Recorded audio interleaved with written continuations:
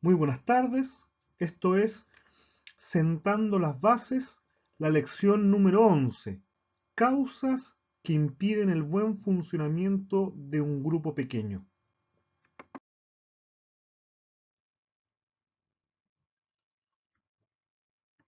Muchas veces nos encontramos con problemas en los grupos. Quizás hace tiempo se viene trabajando y no se encuentran los resultados que esperamos. Existen varias razones por las cuales ocurren este tipo de eventos, de eventualidades, pero lo importante es identificar el porqué, para que al darnos cuenta podamos hacer cambios frente a este estancamiento que se está teniendo y avanzar hacia el crecimiento. Les voy a nombrar algunas causas que impiden el buen funcionamiento de los grupos pequeños. Y la primera causa que vamos a ver es que no estamos identificados con la visión de la iglesia. Esa es una causa que la verdad nos hace estar en conflicto con lo que la iglesia está tratando de hacer. Aquel que no está identificado con la visión de la iglesia entra en conflicto. Veamos lo que pasó cuando Jesús quiso ir a Jerusalén, teniendo que pasar primeramente por Samaria. Los samaritanos no quisieron recibir a Jesús y Juan, con su hermano, los Boanerges, ¿no? Hijos del trueno los llamó el Señor, y los llama hijos del trueno seguramente por estas reacciones que tienen. Leamos por favor Lucas 9:55, dice así: entonces, volviéndose él, hablando de Jesús, usted lee el capítulo completo, se dará cuenta de que Jesús, reprendiendo a los discípulos, a un par en este caso, y los reprende diciendo: vosotros no sabéis de qué espíritu sois. Los discípulos no sabían a dónde apuntaba el Señor, no conocían íntegramente la visión de su maestro, y como no conocían la visión de su maestro, entonces estaban estaban pidiéndole al Señor cosas contrarias a las cuales el Señor no iba a hacer caso. Justamente el Señor venía a lo contrario de lo que ellos le pedían. Y a lo que el Señor venía, lo nombra el verso 56 y dice: porque el Hijo del Hombre no ha venido para perder las almas de los hombres, sino para salvarlas. Y se fueron a otra aldea. La visión de los discípulos contrastaba con la visión de Jesús. La visión de Jesús era ganar, salvar las almas. La visión de los discípulos era destruir a todo aquel que supusiera a Jesús. Jesús no quería eso. Por lo tanto, una de las causas que impiden el buen funcionamiento de los grupos pequeños es justamente no estar identificados, no conocer o no seguir la visión de la iglesia. La segunda causa es cuando el líder no lleva una vida de santidad. El apóstol Pablo le habla a Timoteo en el capítulo 3 de segunda de Timoteo y le dice lo siguiente: pero persiste tú en lo que has aprendido y te persuadiste, sabiendo de quién has aprendido, y que desde la niñez has sabido las sagradas escrituras, las cuales te pueden hacer sabio para la salvación por la fe que es en Cristo Jesús. Cuando el líder no realiza las cosas que ha aprendido, cuando el líder no hace lo que ha atesorado por mucho tiempo, lo que una vez lo hizo cambiar de camino. Cuando el líder no está siguiendo aquello, está yendo en contra de lo que ha aprendido, en contra de sus principios, en contra de lo que ha encontrado en la palabra del Señor, entonces hay un problema. Y es un problema que causa que el grupo pequeño pueda funcionar correctamente. El verso 16 de 2 de Timoteo 3 termina diciendo: toda la escritura es inspirada por Dios, útil para enseñar, para redarguir, para corregir, para instruir en justicia. Cuando el mismo discípulo, el mismo líder que está enseñando, no utiliza o no encuentra utilidad en la palabra del Señor para que al mismo lo enseñe, para que al mismo lo redarguya, para que al mismo lo corrija y para que a él también esta palabra lo instruya en justicia, entonces hay un problema serio, porque el líder puede ya estar hablando temas que distan de lo que la palabra enseña. Otra de las causas que impiden el buen funcionamiento es cuando el líder o dueño de casa no acepta la autoridad. Este es un problema más típico que lo que nos gustaría que pasara. La verdad es que muchas veces hay personas que no aceptan que otro tenga una autoridad sobre él. No se trata aquí de que uno mande y el otro obedezca simplemente. Es un tema de reconocer lo que Dios ha puesto en el otro. Veamos lo que nos dice 1 Samuel 24 al respecto. Se contrasta aquí la vida de Saúl y de David. Saúl era alguien que no respetaba la autoridad.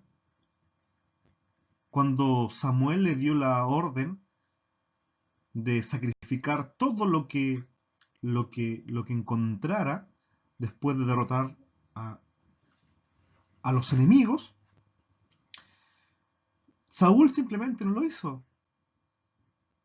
Pero en cambio David, siendo un hombre, en palabras de la Biblia, ¿no?, conforme al corazón de Dios, estaba o él hacía todo lo que Dios le decía.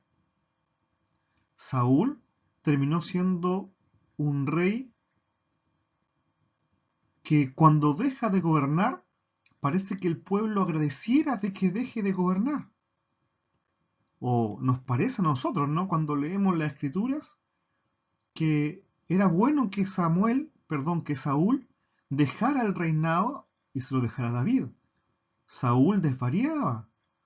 Saúl ya no sabía lo que era bueno y lo que era malo, no lo diferenciaba. Saúl sabía que David había sido ungido para ser rey, pero a pesar de eso, intentó matarlo varias veces. Pero David, entendiendo la autoridad que Dios había puesto sobre Saúl, David actúa de una forma distinta. Teniendo la oportunidad para hacer mal, él jamás le hace daño a Saúl. Y no le hace daño por lo siguiente. Mire, leamos lo que dice 1 Samuel 24, 4 hasta el 6. Dice: entonces los hombres de David le dijeron: he aquí el día de que te dijo Jehová, he aquí que entrego a tu enemigo en tu mano, y harás con él como te pareciere. Y se levantó David y calladamente cortó la orilla del manto de Saúl. A ver, David tuvo la oportunidad de matar al que lo estaba persiguiendo. Recuerden que David huye cuando, cuando se canta esta canción famosa, ¿no? Saúl mató a 1000, David 10.000. Le atribuían una mayor victoria a David que a Saúl. Saúl es movido a envidia, ¿ya? Y en ese instante comienza a perseguir para matar a David. David huye al desierto con todos aquellos, dice, endeudados, deprimidos, y forma un ejército también ahí. Y en ese arrancar de Saúl, se encuentra en un mismo lugar con el rey Saúl. David y Saúl se encuentran en un mismo lugar. Con la precaución que Saúl no sabía que David estaba en ese lugar. David sí sabía y estaba mirando a Saúl que estaba en ese lugar.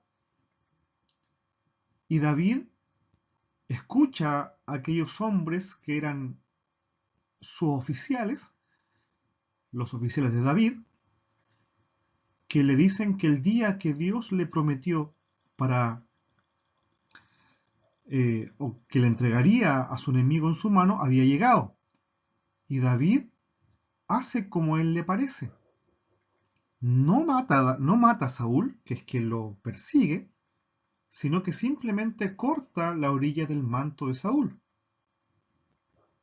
Y dice, y sigue diciendo, después de esto se turbó el corazón de David porque había cortado la orilla del manto de Saúl. Y dijo a sus hombres, y esto es muy relevante, recuerde lo que le dije, Saúl ya no era un buen rey. Saúl desvariaba. Saúl estaba atrás de David, al cual Dios le había prometido el reino también. Pero actualmente el rey era Saúl.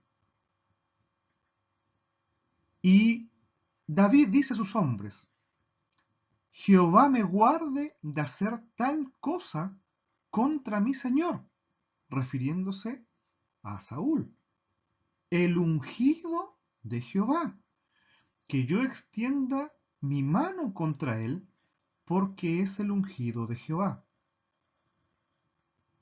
La autoridad tiene que ver con que Dios ha puesto, Dios le ha dado algo al otro. Y lo que Dios le ha dado al otro es bueno porque es de Dios. Y si Dios ha puesto autoridad en el otro, yo debo respetarla. Así lo hacía David. David no dudó que a pesar de lo mal que se estaba comportando Saúl, pero Dios lo había puesto en ese lugar. Y como Dios lo había puesto, entonces Dios también lo sacaría. Cuando no acepta la autoridad del otro, cuando el dueño de casa ese no acepta la autoridad del líder, que es quien Dios lo puso, quizá el líder puede que no hable correctamente, no sea del gusto del dueño de casa, pero si Dios lo puso, si Dios lo envió, hay que aceptar la autoridad. Esa es una causa que impide el buen funcionamiento de los pequeños.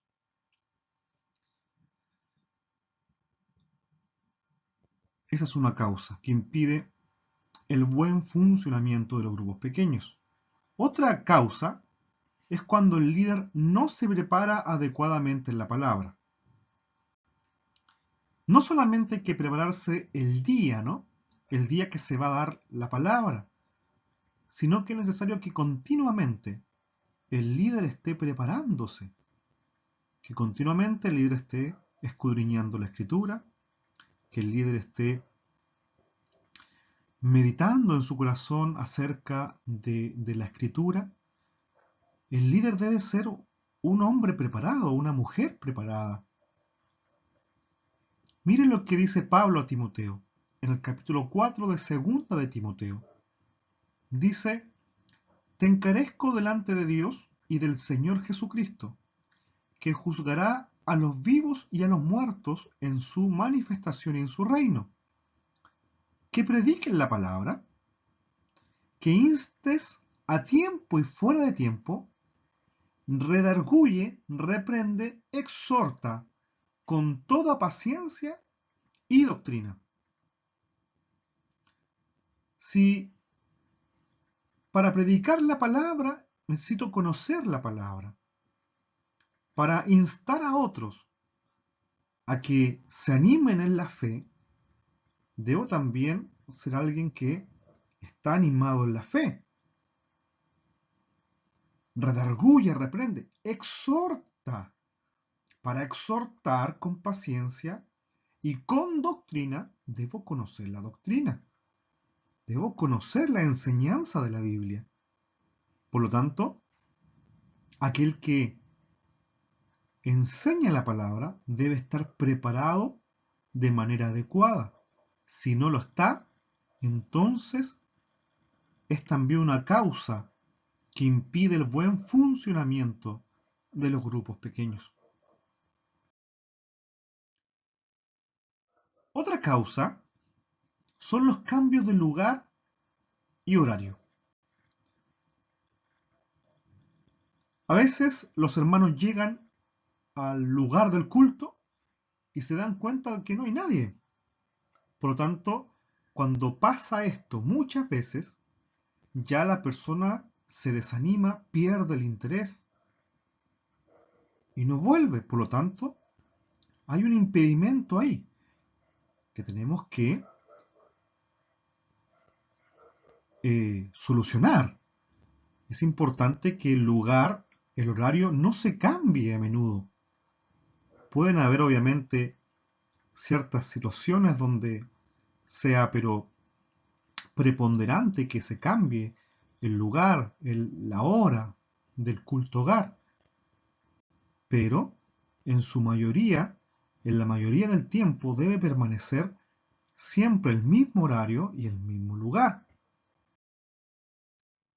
Otra causa que impide el buen funcionamiento es cuando el líder le da una enseñanza diferente a la clase.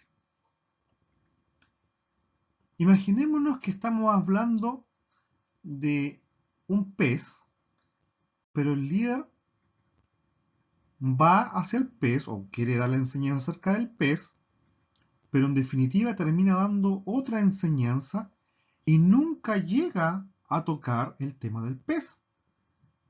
Las personas se confunden si está constantemente dentro de la misma clase hablando de una cosa, después habla de otra cosa, después de otra cosa.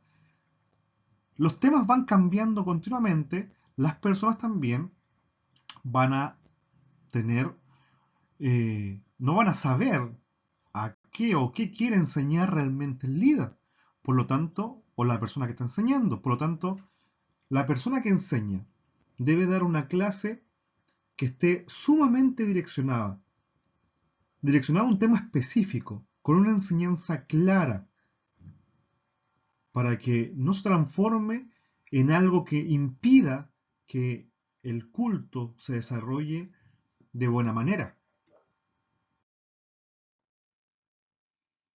Otra causa que impide el buen funcionamiento es cuando el líder falta o llega tarde a las reuniones.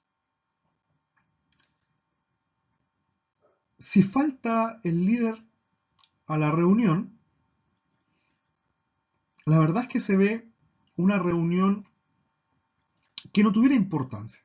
Es como si el líder, la persona que nos está guiando, no llega, entonces me está enviando un mensaje.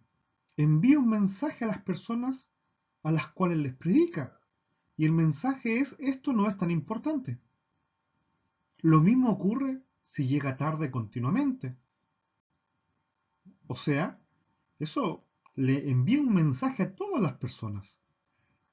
Y ya con que el líder llegue tarde, una vez, dos veces, tres veces o más, las personas que constituyen el grupo pequeño seguramente también llegarán tarde.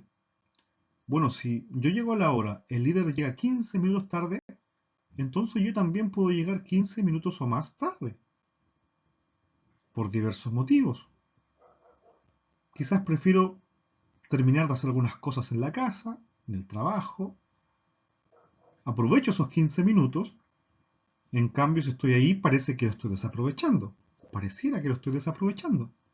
Por lo tanto, se forma también un desorden y seguramente cuando se quiera ordenar todo, las personas que están en ese culto hogar van a llegar algunas a una hora, otras a otra hora, por lo tanto, realmente se transforma en un desorden. Otra de las causas es cuando se permite que personas ajenas a la visión o personas que viven en pecado tomen el control del grupo. Recuerdo lo que hablábamos de la visión al comienzo. La visión tiene que ser una.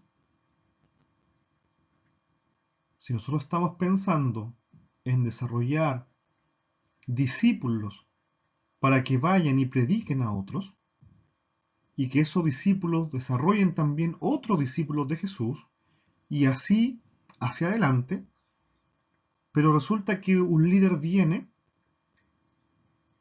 o otra persona ajena, está pensando en otro tipo de trabajo, diferente a este. Él no le gusta hacer discípulos, él simplemente le gusta realizar una sola actividad de forma individual, no toma en cuenta a los demás. Entonces, estamos también generando que el clima y la dirección del culto se comienza a desviar. Y se desvía tanto que finalmente podemos llegar a un lugar, a un tipo de enseñanza que está muy lejano de lo que es la enseñanza de la palabra de Dios.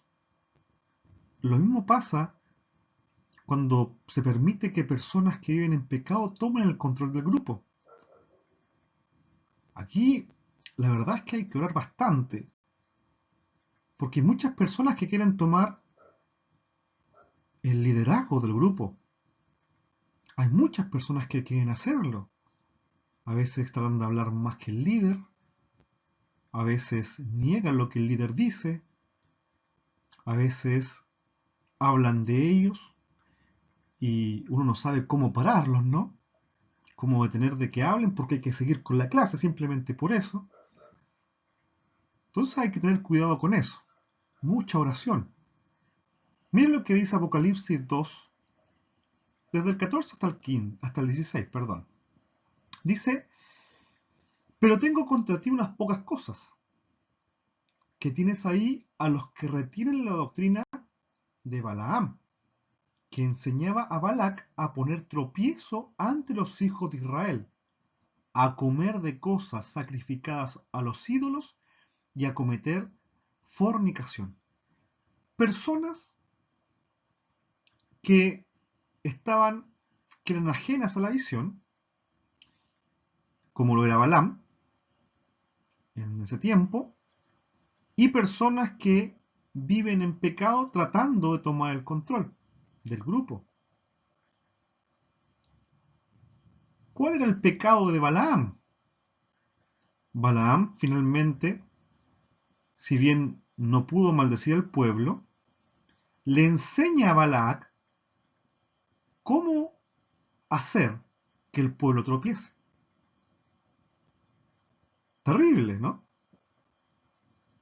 Balaam no compartía, una persona ajena a la visión. Dios iba a bendecir al pueblo de Israel. Balaam no lo maldijo porque Dios habló con él.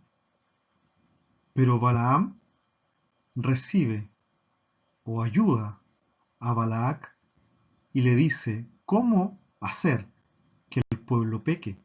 Porque si el pueblo peca, entonces Dios mismo lo va a maldecir. Dios mismo va a condenar ese pecado. Por lo tanto, Él es un engañador, una persona ajena a la visión. Personas que viven en pecado, que intentan tomar el control por cualquier medio. El verso 15 dice, y también tienes a los que retienen la doctrina de los Nicolaitas, la que yo aborrezco. Otra visión. y se da un consejo. Y el consejo es: arrepiéntete, pues si no, vendré a ti pronto y pelearé contra ellos con la espada de mi boca.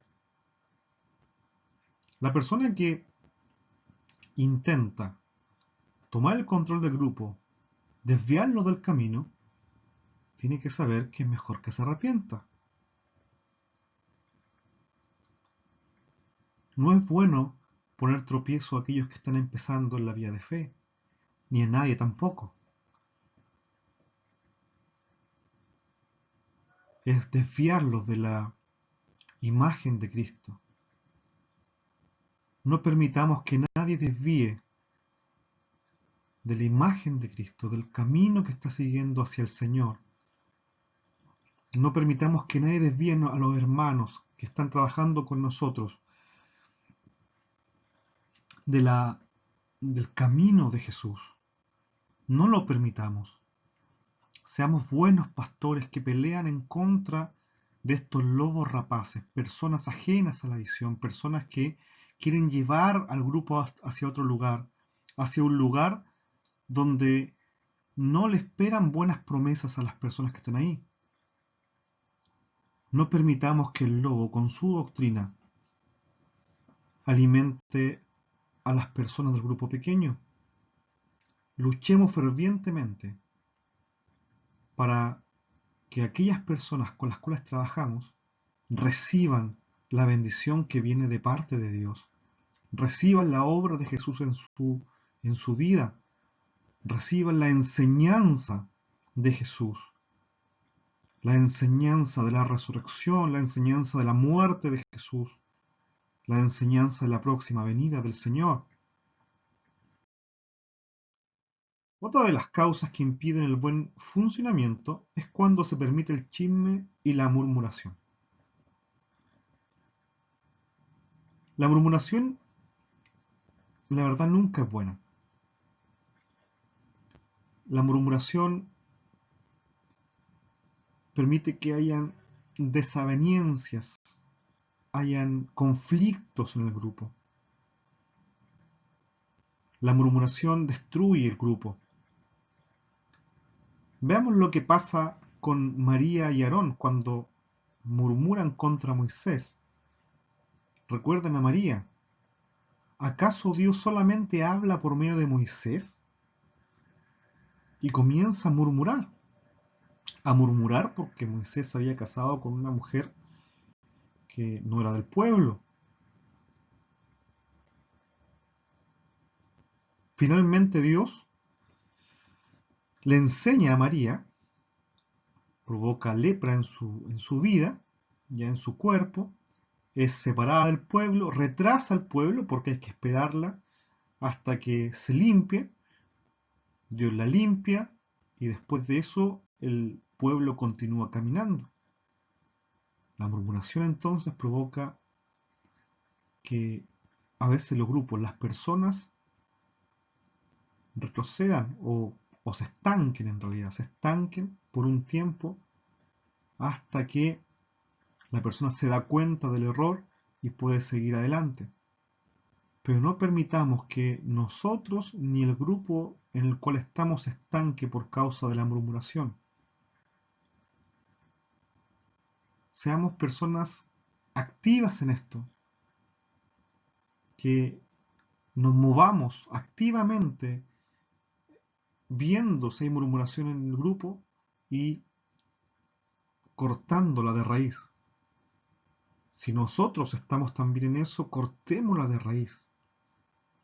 Porque el grupo pequeño se va a ver afectado si estamos permitiendo la murmuración.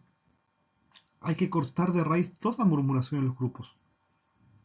Y en nuestra misma vida, si somos fáciles para hablar de repente de otro, cortemos rápidamente eso.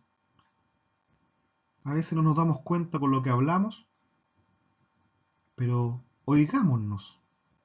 Y si nos damos cuenta que nuestra conversación con otro se basa en la murmuración, ya tenemos el conocimiento de por qué quizás no estamos creciendo como quisiéramos.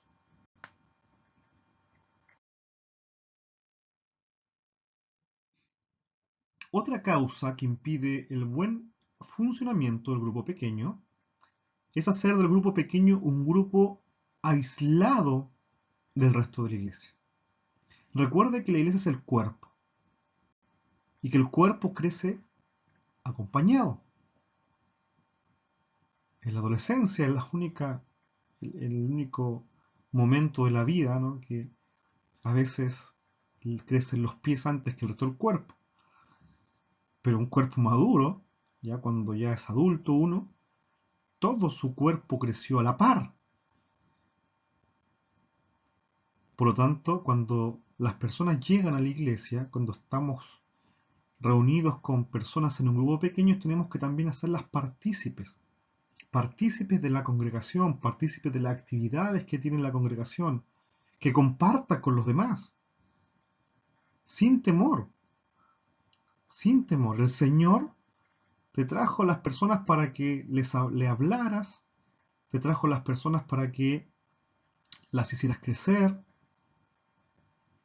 y así como a ti te dio las capacidades para hacer crecer a un hermano, también él puede encontrar ayuda, puede encontrar que hay dones en otros hermanos que también le favorecen y lo ayudan a él.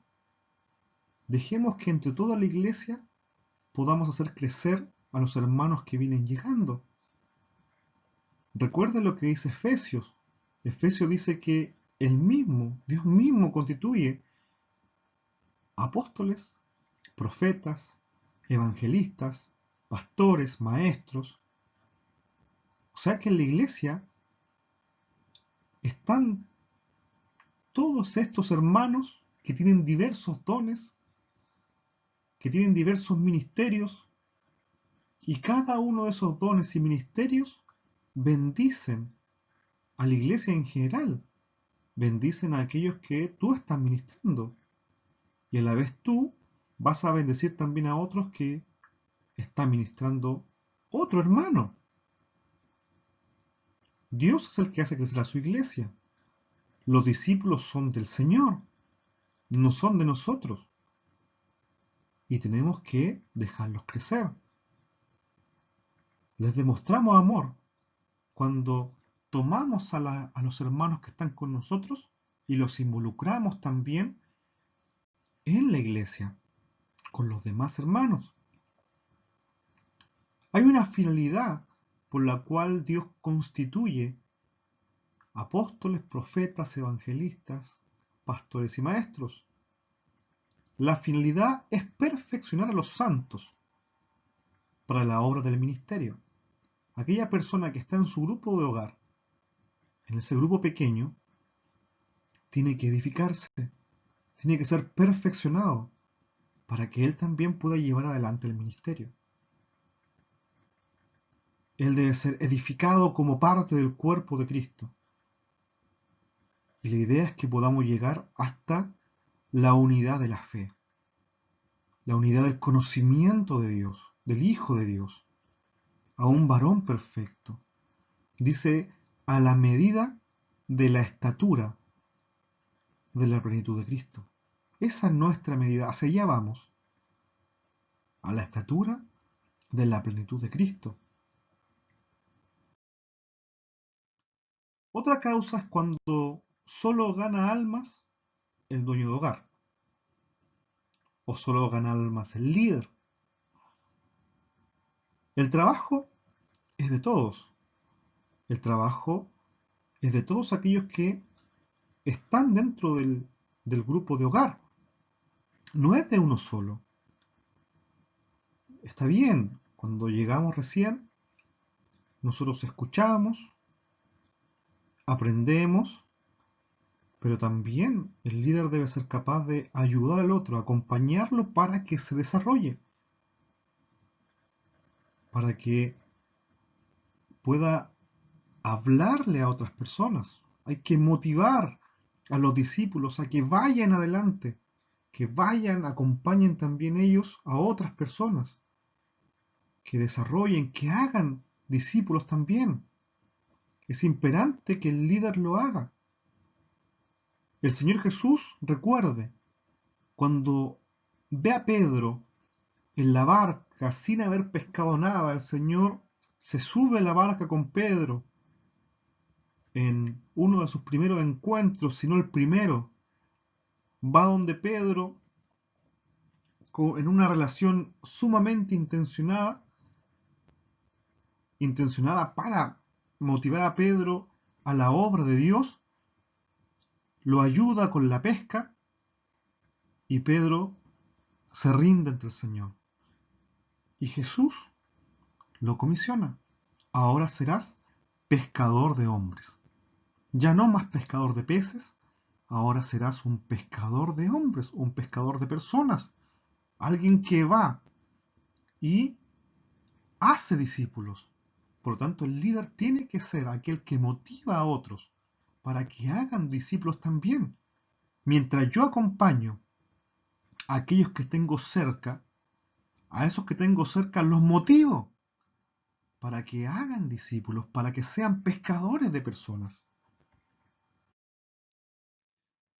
Finalmente, les dejo un bosquejo de lo que hemos visto, las causas que impiden el funcionamiento o el buen funcionamiento del grupo pequeño, no estar identificados con la visión, cuando el líder no lleva una vida de santidad, cuando el líder o dueño de casa no acepta la autoridad, cuando el líder no se prepara adecuadamente en la palabra, cuando hay demasiados cambios en el lugar y horario de la reunión, cuando el líder salta permanentemente de un tema a otro y nunca se enfoca en el tema central, cuando se permite que personas ajenas o en pecado tomen el control del culto, de la reunión, del grupo, cuando se permite el chisme y la murmuración, cuando se aísla al grupo de la iglesia y cuando solo gana almas